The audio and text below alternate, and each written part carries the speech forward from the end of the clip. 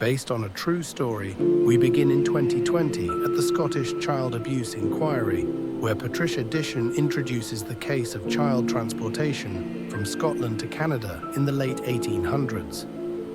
Arthur Delaney, an Irish immigrant descendant, living in one of the many run-down tenements in the Royal Mile with his pregnant wife Mary and their 3 young children, James, 7, Annie, 6, and Robina, 4, has his world turned upside down when Mary dies in childbirth and their newborn dies soon after, leaving him to raise 3 children while holding down a job.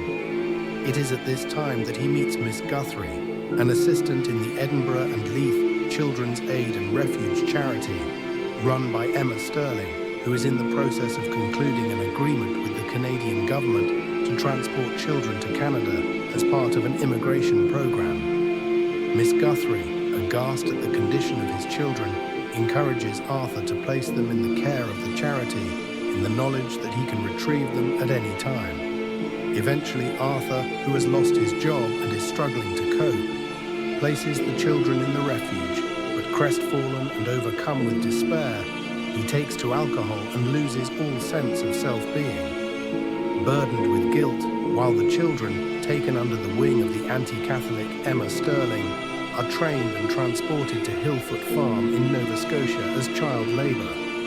Arthur, at his lowest ebb, weeps alone in St. Patrick's Church under the watchful eye of Cecilia, who approaches him to offer help. Soon their relationship blossoms, and his predicament improves with the support of his new love, who he marries. Knowing of the loss of his children, Cecilia encourages Arthur to retrieve them from the refuge, only to discover that they are no longer in Scotland. Meanwhile, questioning their predicament, the children are helpless and resigned to obeying the demands of an adult world, ignorant of a child's needs.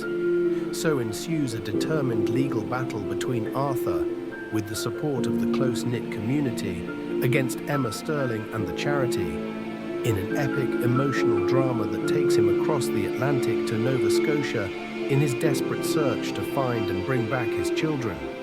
It is a time when religious faiths clash and well-intentioned objectives are warped by bigotry, revealing a period when child labor was considered acceptable and legal prosecutions were only available for the wealthy. A story that touches the heart, the deceit and desire will envelop you in one man's fall from grace and his salvation that will lead him to right the wrongs of others.